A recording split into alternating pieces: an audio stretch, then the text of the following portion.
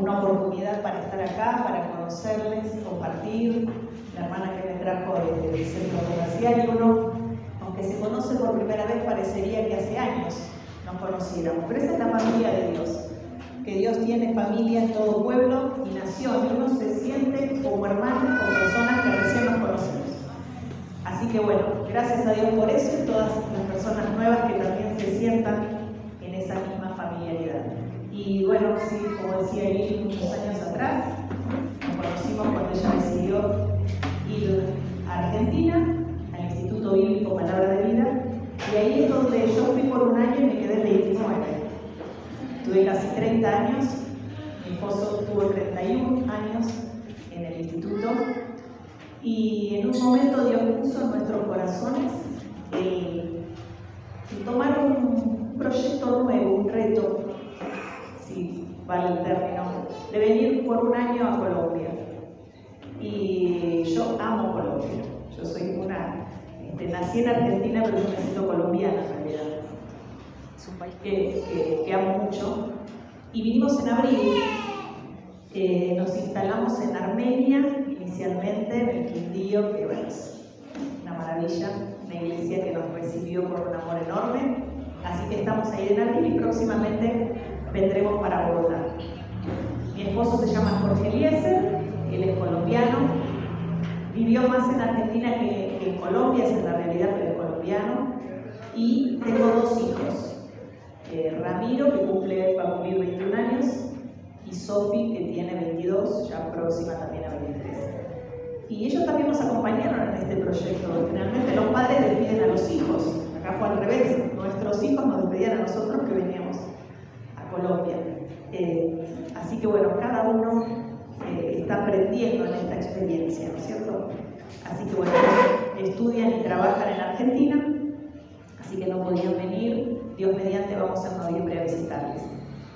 Y bueno, somos misioneros de una fundación, como les decía, que se llama Palabra de Vida, y vinimos, no sabemos el tiempo que Dios nos permite estar en Colombia, pero lo disfrutamos realmente. Bien, comenzamos entonces.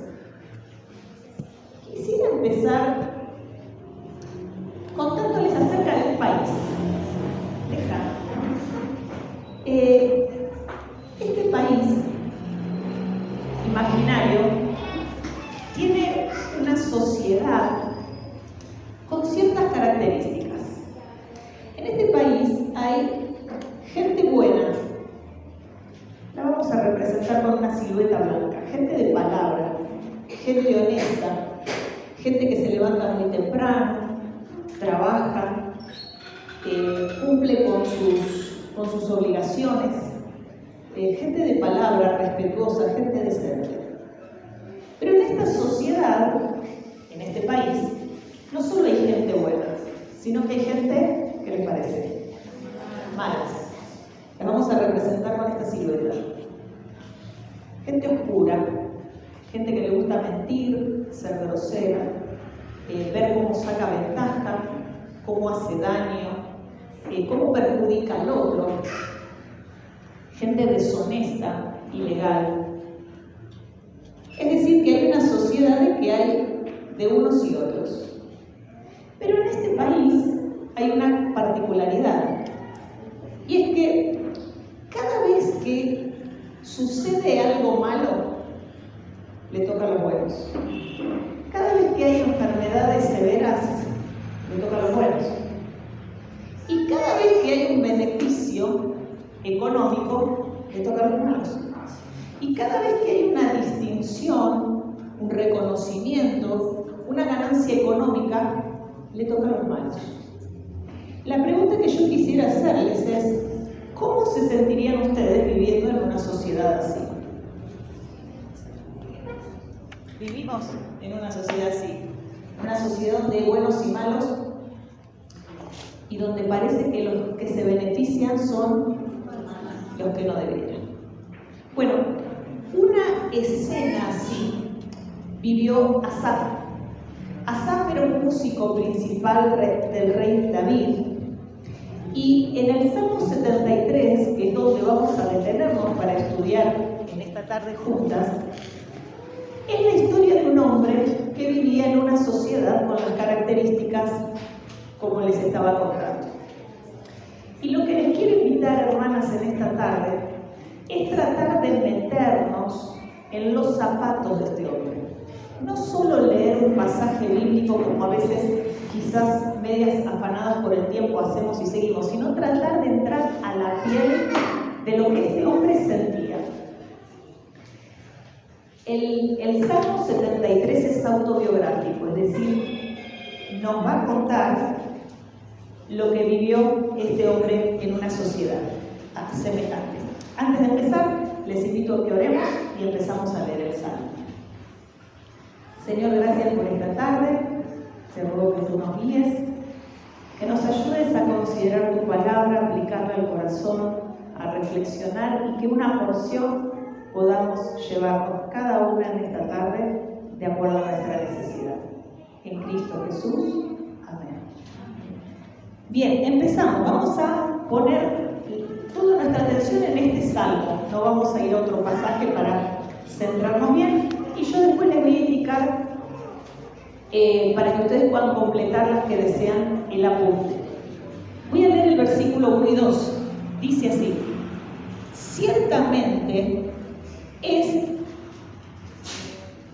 bueno Dios para con Israel, para con los limpios de corazón.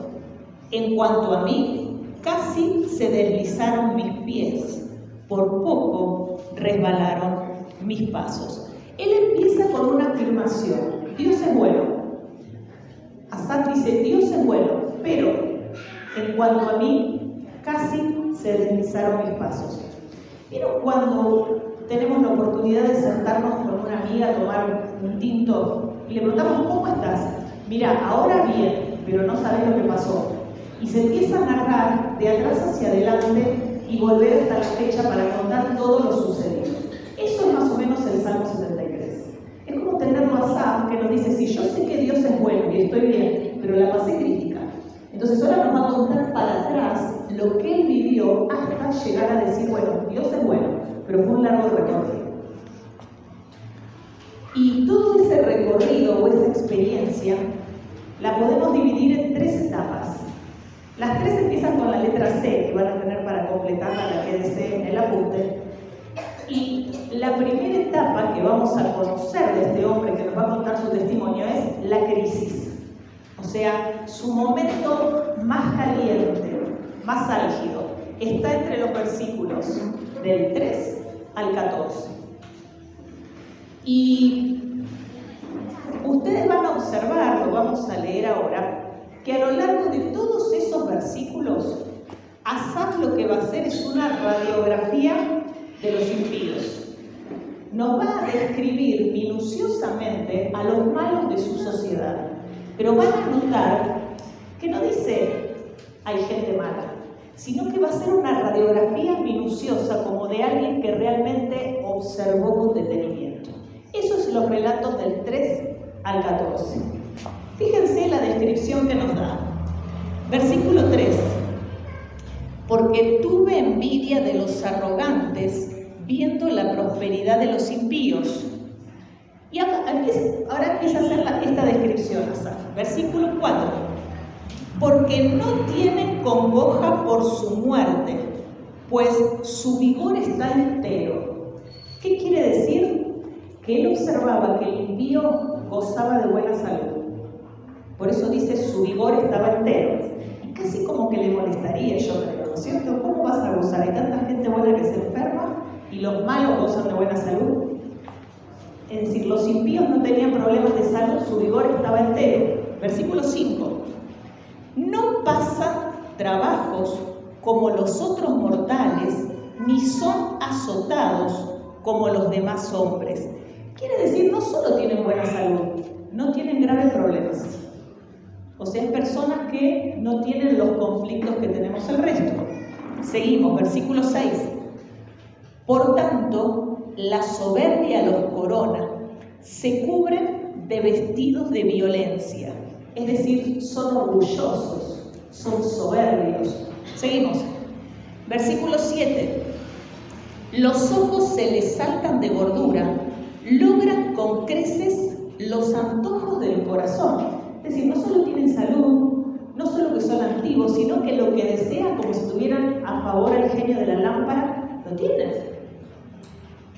Es decir, cualquier cosa que se les antoja, lo tienen. Seguimos. Versículo 8. Se mofan y hablan con maldad de hacer violencia, hablan con altanería. No solo todos los beneficios que tienen, sino que son personas que se ocupan de hacer daño. Se cubren de violencia, hablan a ver de cómo todavía podemos perjudicar al justo.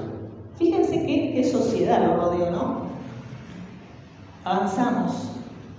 9, si faltaba algo, miren este versículo. Ponen su boca contra el cielo y su lengua pasea la tierra. Ponen su boca contra el cielo se refiere que no tienen temor de Dios. No tienen ningún temor de Dios. No les da pesar, ni les da pena, ni siquiera ser activos por Dios. Versículo 12. He aquí estos impíos, sin ser turbados del mundo, ¿cómo termina? Alcanzaron riquezas, o sea, si les faltaba algo. Fíjense qué vida, ¿no? Interesante. No tenés problemas, no tenés conflictos, no tenés trabajos pesados, tenés salud, tenés todos los antojos de tu corazón, no controlas tu carácter si querés ser activo, soberbio, no tenés ni temor de Dios y encima sos rico. Curioso, ¿no es cierto?, para los malos. Ahora, ¿qué ocurre? Todos estos elementos que Asaf va evaluando, por eso les decía, es una casi radiografía, rayos X sacó de los impíos. Él hizo algo, vamos a hacer de cuenta que este frasco es la mente de Asaf. Él durante tiempo fue metiendo a los buenos, a los malos, todas las justicias, las injusticias en su cabeza. Y él cuando vio eso, como cuando a nosotros nos retumba algo en la cabeza, esto sin duda le sacó la paz. Porque acá había algo que a él no le cuadraba. Y todo eso lo que llevó a él, nosotros somos intérpretes de la realidad. Yo veo algo e interpreto. Esto es por esto o por aquello. Todo esto en la cabeza de Asaf lo llevó a una conclusión, que es el versículo 13, que les invito a que lo leamos. Dice así: verdaderamente en vano he limpiado mi corazón y lavado mis manos en inocencia, pues que he sido azotado todo el día y castigado todas las mañanas. ¿Qué ocurrió? Asaf terminó sacando una conclusión lógica como nos pasaría a cualquiera. Es decir, si en este mundo el impío prospera y el justo padece, entonces yo en vano he limpiado mi corazón. O sea, ¿de qué sirvió ser justo, levantarme a la mañana, ser honesto, tener una vida pura, si me fue mal? ¿Es muy incoherente la conclusión de Asaf? No. Quizás cualquiera de nosotras en una circunstancia similar le hubiera pasado. ¿Qué ocurre? Lo que él vio a su alrededor e interpretó, lo desestabilizó, lo desequilibró. Por eso en el versículo 2, como decía, casi se deslizaron mis pies, por poco resbalaron mis pasos. Es decir, la situación del contexto que vivió fue tal, esto, que él no le podía encontrar forma, que él venía por un rumbo y empezó a desequilibrarse. ¿Por qué? Porque esto no debería pasar. Esta ecuación no le cerraba de que el impío prospera y el justo padece. Esa fue su crisis mental, su conflicto silencioso. Ahora, hermanas, uno podría decir, bueno, eso le pasó a Asaf y a nosotras no. Pero la realidad es que las crisis en la mente de cosas que no logramos cuadrar, que no deberían pasar, que no le encontramos forma, pueden ser nuestras también. Quizás no en los mismos asuntos que el detalle, pero quizás nuestros dilemas morales o esa especie de rompecabezas como está acá que no lo podemos armar se deban a otras situaciones crisis mentales o nuestros conflictos silenciosos. Por ejemplo, quizás uno piense, no sé, voy a decir sin conocer el contexto, no nos conocemos, ejemplos. Quizás alguna su lucha es cómo puede ser que a tal persona, ancianito, lo toman como un buen hombre mayor, como un buen abuelito, le festejan los cumpleaños, pero hace 30 años atrás me hizo tal y tal cosa y siguió su vida como si no hubiese Dios en el mundo, justicia, y quizás es una turbación en la mente de gente que hizo mucho daño y parece que la justicia no le llegó y no le va a llegar nunca, y lo quieren, lo consienten, y dicen, pero este hombre tendría que estar preso. Es una lucha en la mente de cosas que no cierran porque no llegó la justicia que esperamos.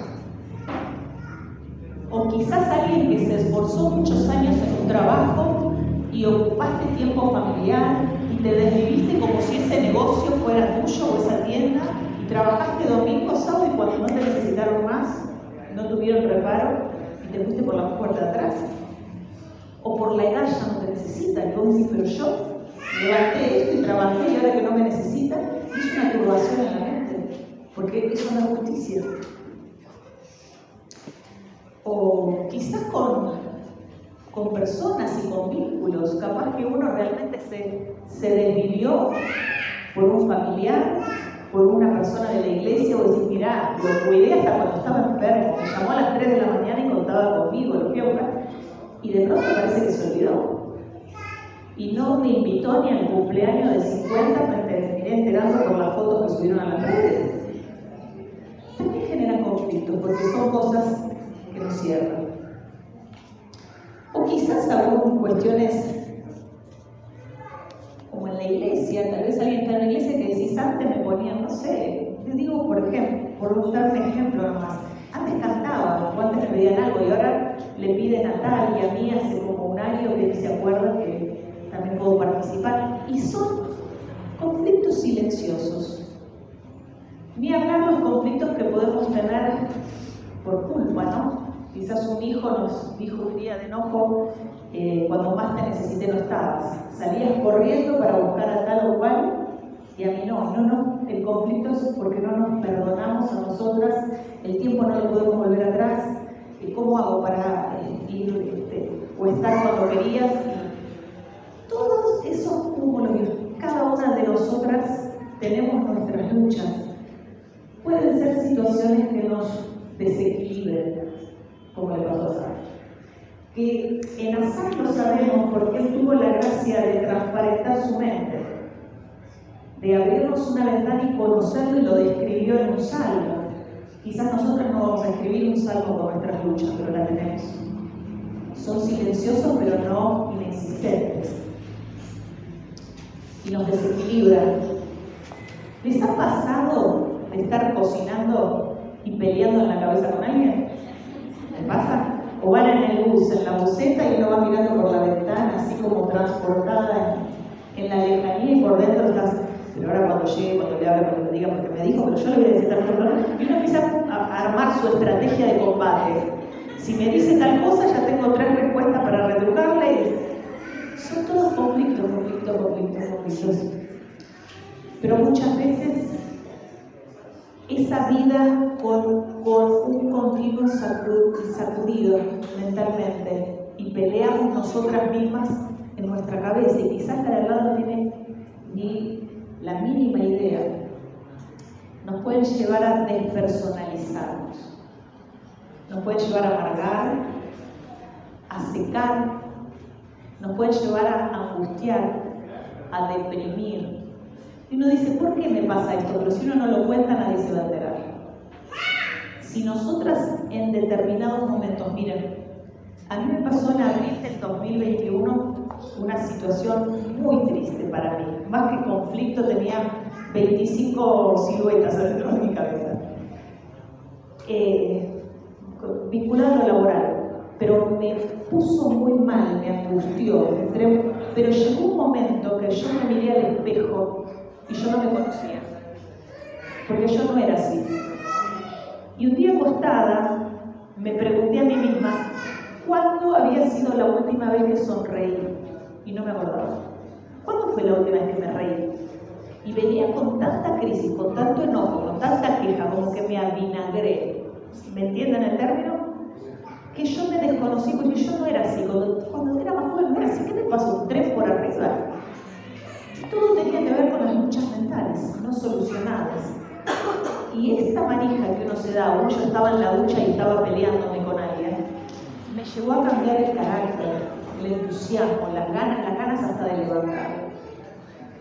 Asaf más adelante lo vamos a leer, cuando él logra salir de esta situación y mira en retrospectiva para atrás. Él llega a un momento que dice un versículo que es fuerte, pero es verdad. Dice, una vez que salió, dice, era como una bestia delante de ti.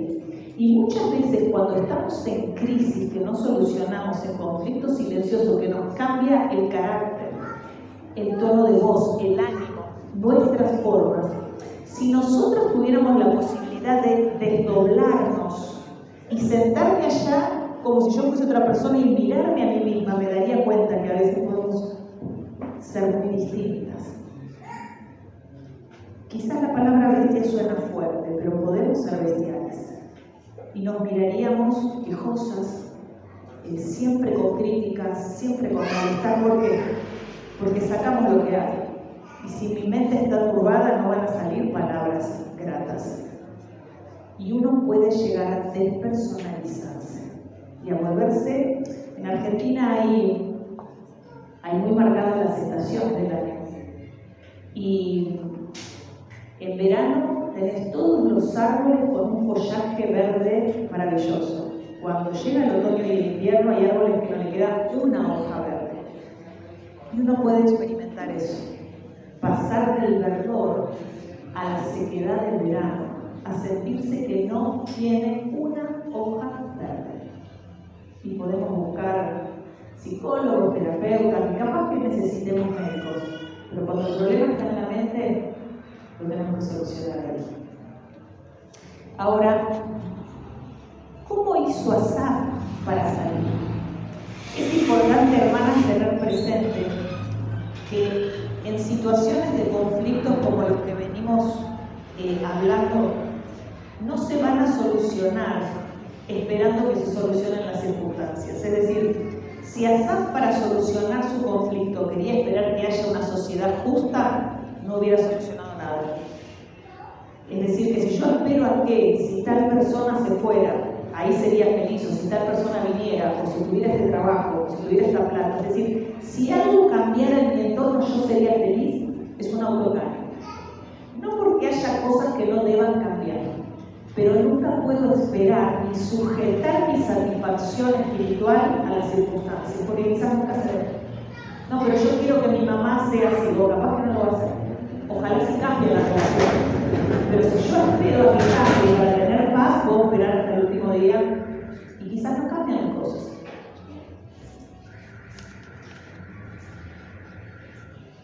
Ahora, hay algo muy importante que también en este proceso de cambio que experimentó Asaf y que nos puede servir como un consejo a nosotros hizo, y es animarnos a ponerle nombre y etiqueta, ¿se entiende la palabra etiqueta? Rótulo a mi conflicto. Y nos vamos a dar cuenta que probablemente a mí me pasó, al leer rápido, Asaf dio una pista y yo no la agarré al principio.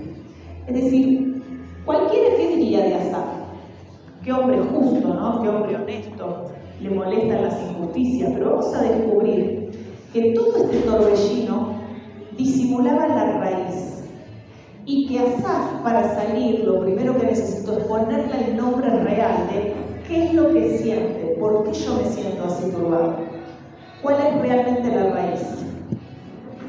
Fíjense que dice el versículo 3. ¿Qué dice?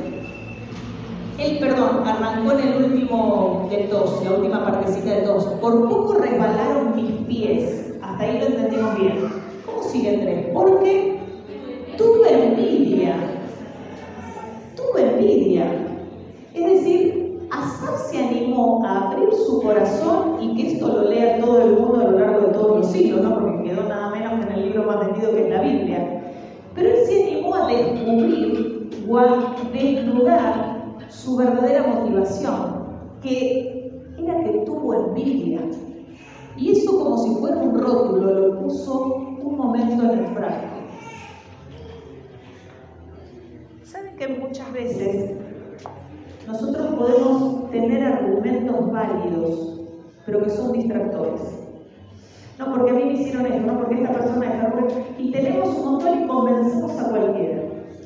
Pero hay que escarbar a cuál es la raíz de por qué siento esto que siento. Porque Asaf nos dejó un ejemplo. Si yo leo rápido el Salmo 73, creo que su problema de Asaf es que tenía una ira justa. Era un hombre de una ira justa de querer que se haga justicia. Fue un hombre envidioso. Él no tenía una ira justa. La envidia no solo es mirar la prosperidad del otro, sino que es quererla. Eso es envidia. Yo quiero lo que tiene el otro. Asaf quería lo que tenían los impíos. Entonces, esto era cierto, pero no era el problema. La raíz de Asaf es que tuvo envidia. Ese era el punto neurálgico de toda su crisis. Y cuando nosotros pasamos por conflictos mentales silenciosos y tenemos la cabeza llena de argumentos, personas y conflictos, si queremos salir, el primer paso es animarnos a ir más profundo y ponerle nombre a nuestro problema. Quizás se llama miedo, quizás se llama enojo, quizás el problema real se llama venganza. Lo que yo quiero que el que me dañó pague. Yo puedo llenar un montón de argumentos y pueden ser todos válidos, pero en mi fuero más íntimo quiero venganza. Quizás la raíz de mi conflicto es la soledad, o la necesidad de atención, o la desesperanza, o la inseguridad, o la culpa, o la tensión. Entonces es ir más profundo, decir no solo mis argumentos y lo que siento, ¿por qué siento esto?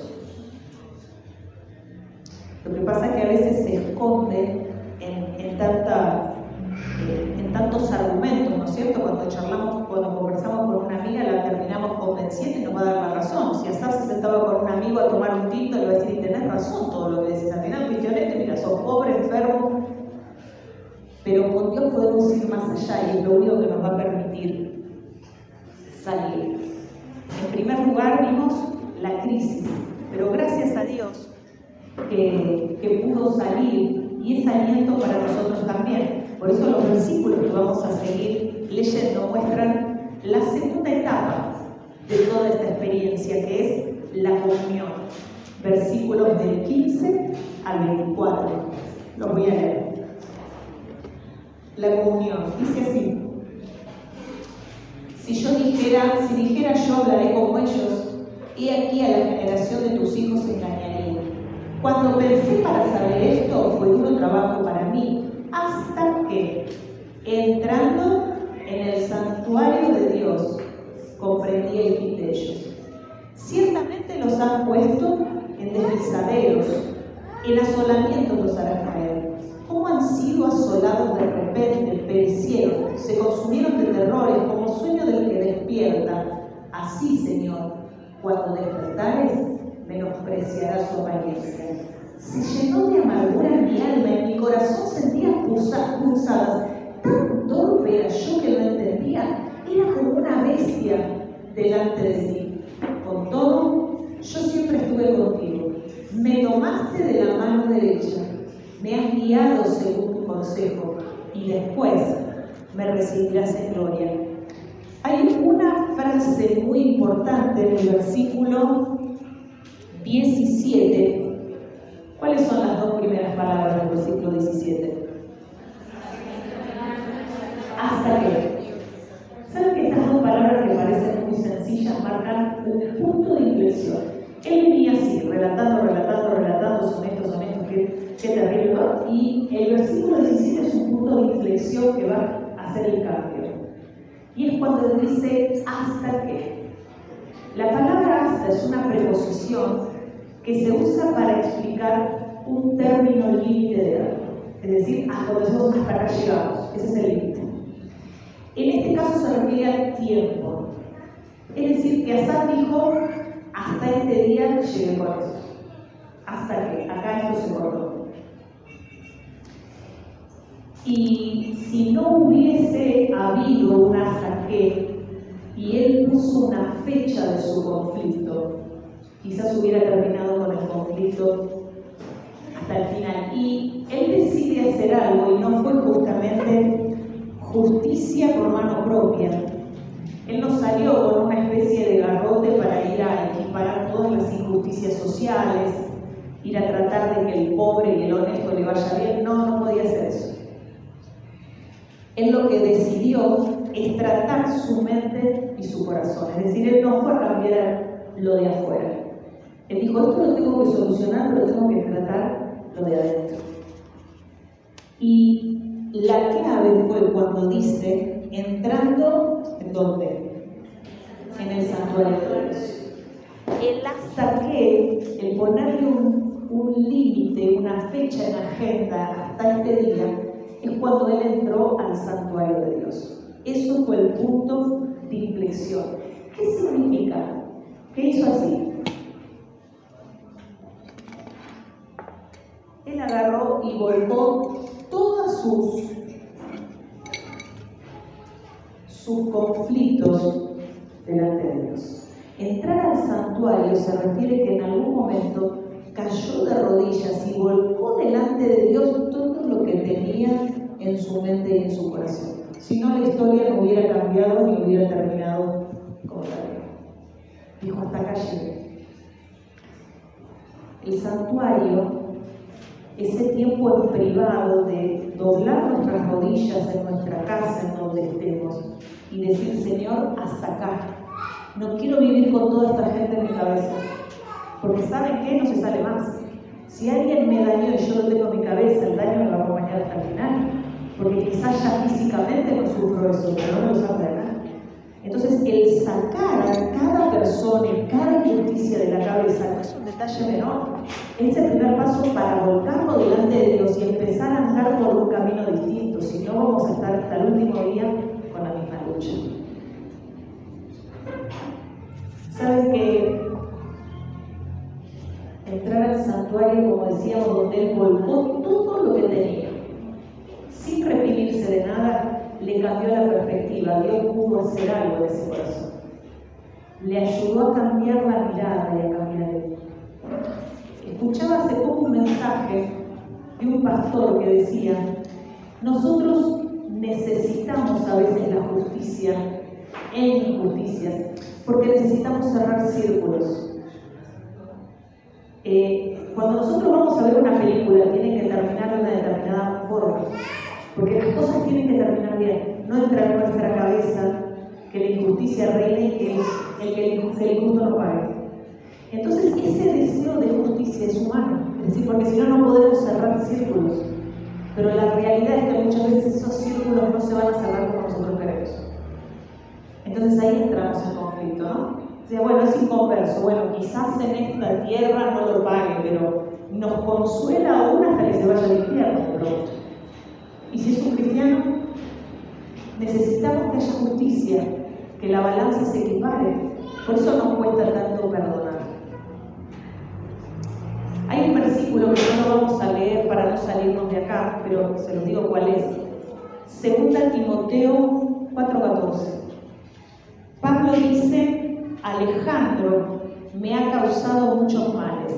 El Señor le pague conforme a sus hechos. Me gustó este versículo porque Pablo sintió que una persona intencionalmente le hizo daño. ¿Y él qué va a hacer con esa herida? ¿Qué va a hacer? Y él dijo así, lo entregué al Señor para que Dios le pague conforme a sus hechos. Ese concepto que deja Pablo en Timoteo es muy claro, porque dice, yo no niego el daño que me hicieron, ni tampoco voy a negar ni esperar que Él no pague, pero no voy a tomar la justicia en mi mano. Se lo encargo como quien agarra y le da algo al Señor y lo deja allá para que el Señor se encargue en su tiempo de pagarle conforme a sus hechos. Porque la Biblia dice, mía es la venganza, Dios no se olvida. El problema que vamos a encontrar encontrar es cuando nosotros queremos cargar esa justicia en nuestras propias manos. Y eso lo que puede generar cuando no resuelvo mis conflictos es que si se debe a un daño, ¿no? En este caso, sea grande o sea chico, a veces uno piensa cuestiones de abuso que son muy profundos, pero a veces un destrato, un conflicto en el trabajo o con alguna persona que había una relación afectiva o lo que fuera, también puede ser una herida. El problema es cuando esa herida nunca se convierte en cicatriz. Porque ¿cuál es la diferencia entre una herida y una cicatriz? La herida está abierta y duele. La cicatriz va a ser la memoria de algo que dolió, pero ya pasó. Y necesitamos resolver esos conflictos para que heridas se transformen en cicatriz. Y de una vez haya en nuestra vida hasta que, bueno, esto lo voy a solucionar. No tuve nunca el afecto de una madre, no tuve el afecto de un padre, no me fue bien acá, pero no quiero vivir siempre con este conflicto. Tiene que haber un hasta qué en nuestra vida.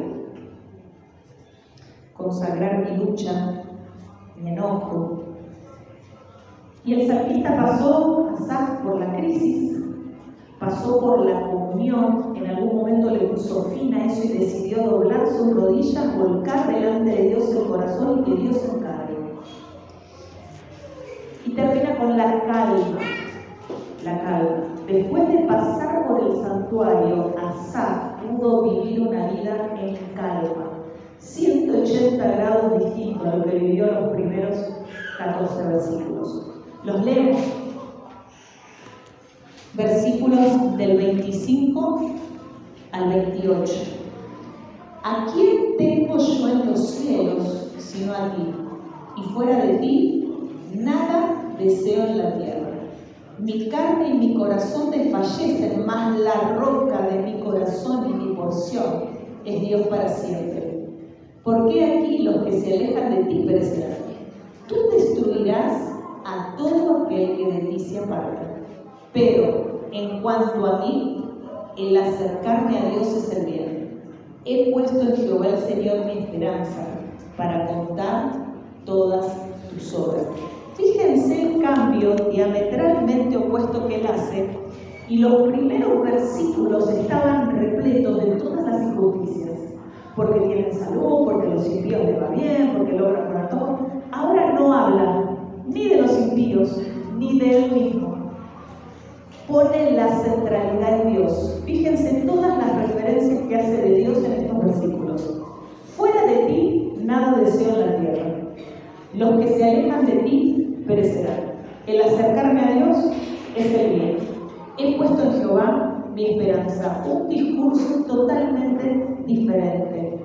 Porque al principio la centralidad era él, los impíos. Y después del santuario la centralidad era Dios. ¿Saben qué dijo Asaf?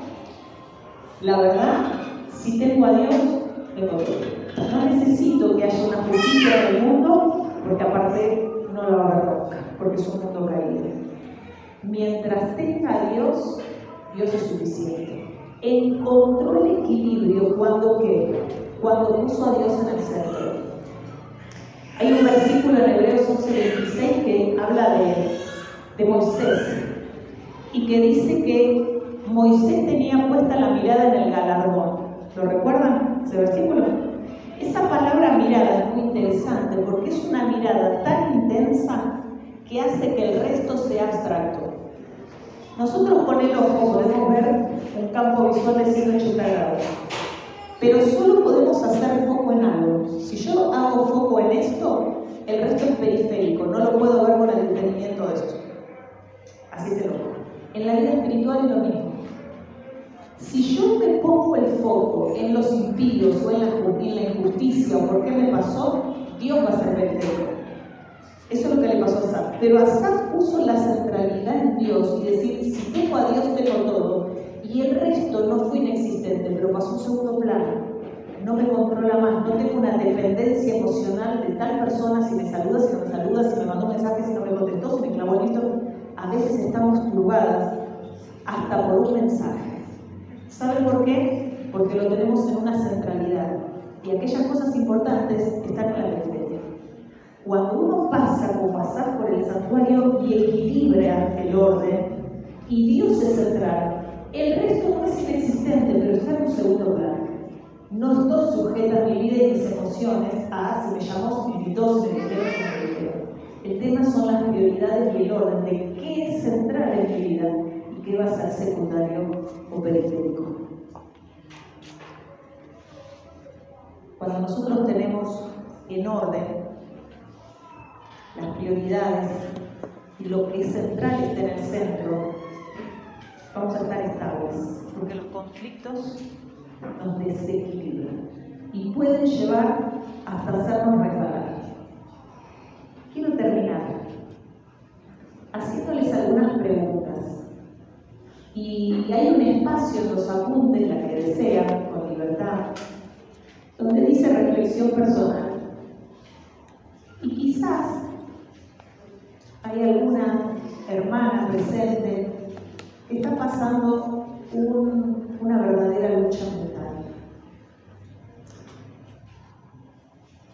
Y si es así, quizás este es el tiempo para detenerse, para no salir por la puerta diciendo, bueno, qué lindo salmo, sino cómo aplico este salmo, cómo esta historia de Asaf, que con tanta valentía se animó a contar. Yo no sé si me hubiera animado a ser tan honesta, ¿no? Porque generalmente cubrimos nuestros frascos mentales, son opacos. O sea, pasan pero no los mostramos. Preferimos decir cuando alguien nos dice, ¿estás bien? Sí, todo bien. Aunque esto sea una guerra.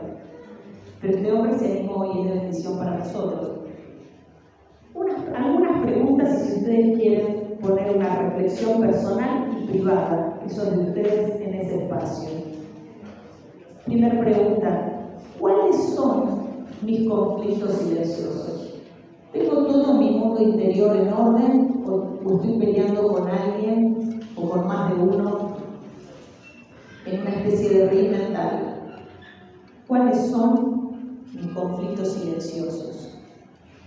La otra pregunta, ¿cuál es verdaderamente la raíz?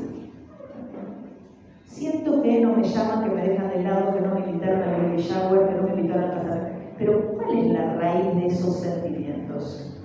¿Que me siento sola? ¿Que tengo miedo de estar sola? ¿Que me comparo con la que es más sociable y el alma de las fiestas? Es decir, animarnos a cuál es realmente el rótulo de mi problema. Quizás la envidia, la comparación, los celos. Tercera pregunta, ¿cuánto tiempo llevo dominada por este pensamiento? ¿Hace años que estoy con esto? ¿O es un conflicto de una semana? ¿O desde que era chica tengo estas luchas mentales? ¿Qué tanto me desestabiliza? ¿Me puede amargar una tarde? ¿Cuánto me desestabiliza? ¿Me saca de quicio? ¿Me enoja? ¿Me da bronca? ¿Me da rabia? ¿Lloro por la madrugada? ¿Lloro cuando me estoy luchando para que nadie me vea? Y la última pregunta, si es el caso, ¿hasta cuándo lo voy a abrazar? ¿Hasta cuándo voy a estar viviendo esta situación?